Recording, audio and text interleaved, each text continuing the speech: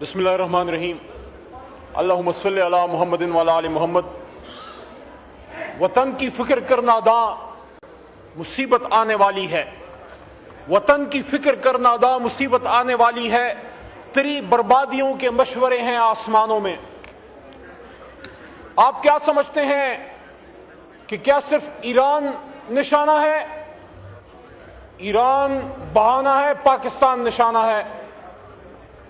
آج سے بہت سال پہلے اسرائیل ہی کے وزیر اعظم ڈیوڈ گورین نے پیرس میں یہ بات کی تھی۔ پچھلے دنوں ہمارے اپوزیشن لیڈر اچکزئی صاحب نے بھی ان کا ذکر کیا، تو میں گورین کے اس بیان کا صحیح حوالہ یہاں دے دوں۔ اس نے پیرس میں سوربون یونیورسٹی میں یہ کہا تھا کہ پاکستان ہمارا نظریاتی جواب ہے اور یہ ہمارے حلیف ملک، دوست ملک بھارت کو توڑ کے بنایا گیا۔ یہ تعلق ہے بھارت کا اور اسرائیل کا۔ الٹیمیٹلی خدا نخواستہ اگر ایران کو نقصان پہنچتا ہے تو یہ نقصان پھر پاکستان کا ہوگا۔ اگر کسی کا یہ خیال ہے کہ یہ حملہ شیعہ اسلام پہ ہے، یہ حملہ اسلام پہ ہے، اسلام میں نہ شیعہ ہے نہ سنی ہے۔ حضور نبی کریم صلی اللہ علیہ وسلم نے ہمیں مسلمان بنا کے چھوڑا تھا۔ ایک ہو مسلم، حرم کی پاسبانی کے لیے نیل کے ساحل سے لے کے تابخا کے کاشغر۔ علی خامنائی آپ کو سلام، علی خامنائی آپ کے خون کو سلام، آپ کے خاندان کو سلام۔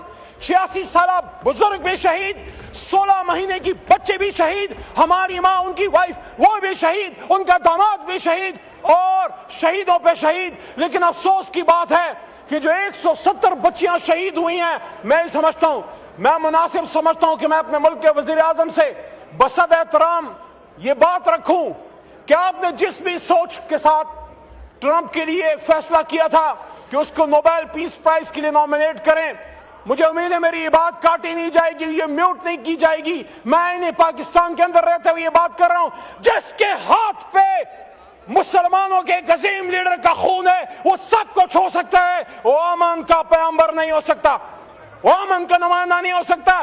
ایپسٹین فائل والے ہمیں بتائیں گے بزرگوں کی اور بچوں کی حرمت کیا ہے۔ ہم گائیڈنس کے لیے نبی پاک صلی اللہ علیہ وسلم کی طرف، مدینہ منورہ کی طرف دیکھنے والے لوگ ہیں۔ آج اس ملک میں سیاسی، اسپیکر صاحب آخری شاید 2-3 منٹ ہوں، مجھے سن لیجئے۔ آج اس ملک میں ہمیں جو خطرات ہیں، ایران پہ جو حملہ ہوا، ہم سٹرونگلی کنڈیم کرتے ہیں، امریکہ کو بھی اور اسرائیل کو بھی۔ اور میں یہ سمجھتا ہوں کہ حکومت کی بھی ذمہ داری ہے کہ they must call a spade a spade.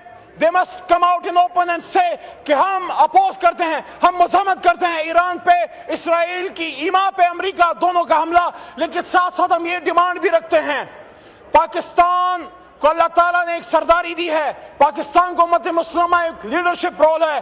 ہم نے عرب کنٹریز کو ریکویسٹ کرنی ہے کہ آپ کا سوئل ایران کے خلاف یوز نہ ہو، لیکن ہم نے ایران اور عرب ممالک کے بیچ میں مصالحانہ کردار بھی ادا کرنا ہے، ہم نے ان کے بیچ میں مسائل کو حل کرنا ہے۔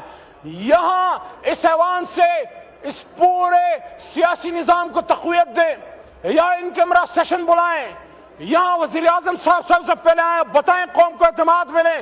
وزیر اعظم صاحب ابھی تک نہیں بولے، وزیر اعظم صاحب بتائیں کہ وہ کہاں کھڑے ہیں، پاکستان کو کہاں دیکھنا چاہتا ہوں۔ میری بات یاد رکھیے، آپ کا ایسٹرن بارڈر تو غیر محفوظ تھا ہی، اس حکومت کی غلط پالیسیز کی وجہ سے آپ کا ویسٹرن بارڈر غیر محفوظ ہو گیا۔ وہ قبائل جو بغیر وردی کے آپ کے سپاہی تھے، ان قبائل کی بچیاں، ان کے گھر اس وقت توپوں کے نشانے پہ ہیں۔ وہ افغان جس کے لیے آپ ہی کے سابق وزیر اعظم نے یہاں پہ 2 بار امت مسلمہ کو کھٹا کیا، اور میں تو افغانستان کو بھی کہنا چاہتا ہوں، آپ کیا کر رہے ہیں؟ آپ اپنے آپ کو بھارت اسرائیل سے دور کیجئے۔ آپ کو تو پاکستان کا دایاں ہاتھ بننا ہے، کیونکہ پاکستان کلمہ طیبہ کے نام پہ بنا۔